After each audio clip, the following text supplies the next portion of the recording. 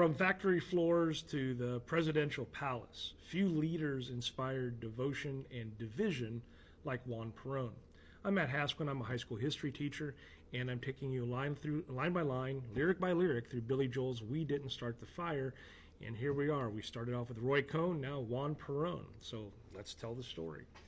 When Billy Joel name checks Juan Peron, he's pointing to a figure who reshaped Argentina's politics and its identity in the middle 20th century. Peron rose from an army officer to labor secretary after a 1943 coup, and he discovered a powerful truth about his country. If you listened to workers, improved their lives, and spoke to their dignity, they would move mountains for you.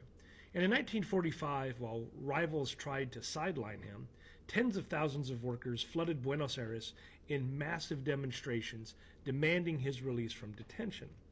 That October day became a founding myth for Peronism, the movement that would carry him to the presidency in 1946.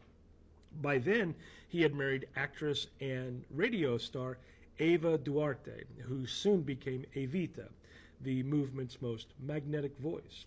Peron promised a third position, neither Soviet-style communism nor just unfettered capitalism. In practice, he pursued import substitution industrialization. He nationalized key railways and utilities. He strengthened unions and pushed higher wages, paid vacations and pensions. And the CGT Labor Confederation became a central pillar of the new order. The descamisados, the shirtless ones, working people who felt ignored by old elites. And they embraced Peron as their champion. My apologies for pronunciation, by the way. Now, Evita, his wife, transformed politics from the balcony of the Casa Rosada. She appealed directly to the poor, she built charitable foundations, and she fought for women's suffrage, which became law in 1947.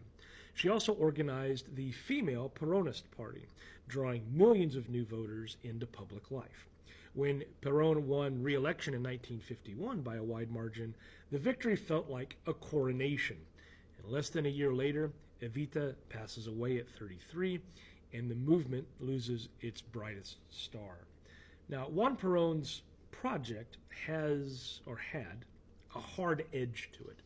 Independent media faced pressure, opponents were harassed, and politics turned personal. Relations with the Catholic Church collapsed amid policy changes on education and divorce. In 1955, after several months of turmoil and an attempted bombing in Buenos Aires, it was followed by the burning of churches during the riots, and the military eventually seizes power and overthrows Peron. He fled into exile, and he eventually settles in Spain, where Peronism was banned at home then.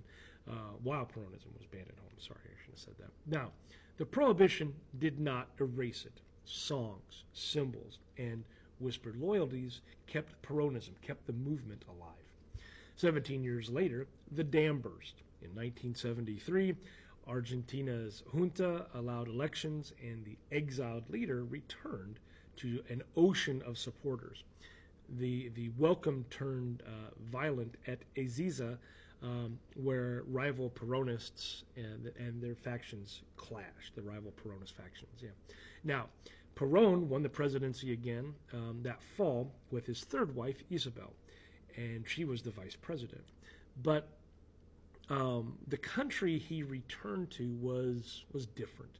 Inflation, strikes, political violence they were all surging, and the Peronist family itself had a split. A left wing that had imagined a more radical social revolution confronted a conservative wing that was determined to crush it.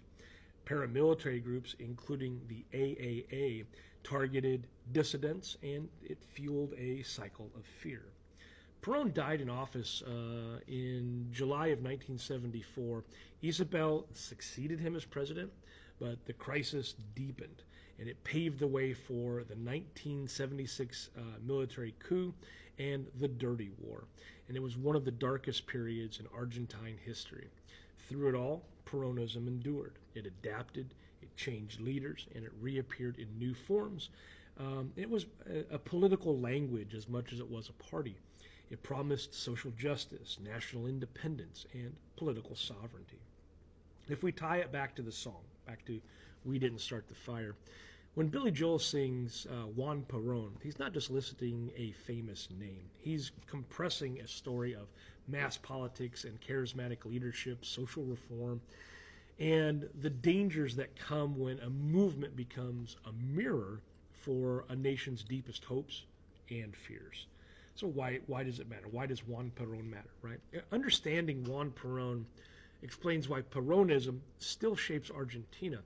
It shows how labor and media and charisma can build a durable identity, and how unresolved tensions inside a movement can invite authoritarian habits and political violence. Peron's legacy is a reminder that policies change economies, but narratives change loyalties.